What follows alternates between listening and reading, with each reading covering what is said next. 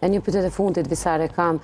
Çfarë duhet të bëjnë prindrit? Cili duhet jetë reagimi i parë? Qoftë nëse fëmia ka lënë simptomat e ankthit që i shpjegove, qoftë nëse fëmia, adoleshenti ka lënë simptomat e depresionit që i shpjegove. Është shumë e rëndësishme komunikimi është çelësi. Në familjet ku flasin ka një komunikim të mirëfill, domethënë me një tjetrin se tash të kuptojmë se çfarë do thotë komunikim.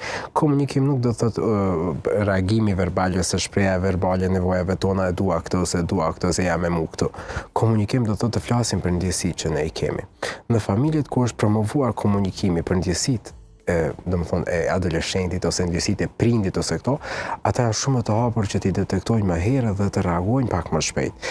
Në familjet tona fatkeqësisht ne nuk kemi një kulturë të mirëfill të komunikimit për ndjesitë tona. Dhe si rrjedhoj kur prindi nuk ndjehet mirë, për shembull, ka një problem me shëndet mendor dhe nuk e komunikon me të tjerët, fëmiu nuk di se çfarë po ndodh. Mirë, po në të ardhmen kur fëmiu mund të mos ndjehet mirë, ai nuk do ta flet të sepse mendon që të flasësh për këtë është e turpshme.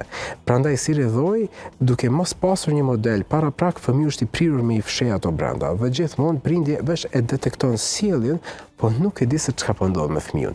E nëse prindi arrin për me komunikuar me fëmijën, po jo të komunikoj kur bëhet problemi, po ta pikërisht ta fus këtë në kulturën e ndoshta reagimit familjar, komunikimin e hapur, do të ishte shumë më mirë në për të gjitha situatat, jo vetëm për shëndetin mendor, do të thotë prindi në këto rrethana duhet me provu me komuniku.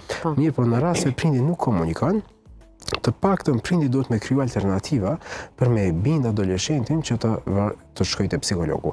Është interesante se ne shumë rrallë herë ndodh me hasnë rezistencë prej adoleshentit mos me dashme na vizitu. Domethënë zakonisht takimi i parë është ai i cili është në mëdyshje, pastaj kur vin takimin e parë ne kemi të vështirë për me ndërprer, sepse ata lidhen dhe pastaj pranojnë shërbimet, e krijojnë mirëqenie, mirë po tani krijohet ai faktori i sigurisë që nëse unë takoj me psikologun do të jem mirë. Tani është detyra jonë që në mënyrë të sistematizuar ta ndalojmë marrjen e shërbimit sepse tani nuk është e nevojshme. Mirë po do të thotë nëse nuk arrim me komuniku, të paktën i përmendëm shenja të ndryshimit një javë në këtë rrethana dhe një javë në rrethanën tjetër, ndryshimet janë drastike, atëherë prindi duhet me referu adoleshentin për me pranu shërbimin që duhet. Psikologu. Unë kam edhe shumë pyetje, Visar, por shpresoj që të kem prapë në studio dhe me diskutu temat sepse janë shumë të ndihshme dhe të nevojshme për me ditë.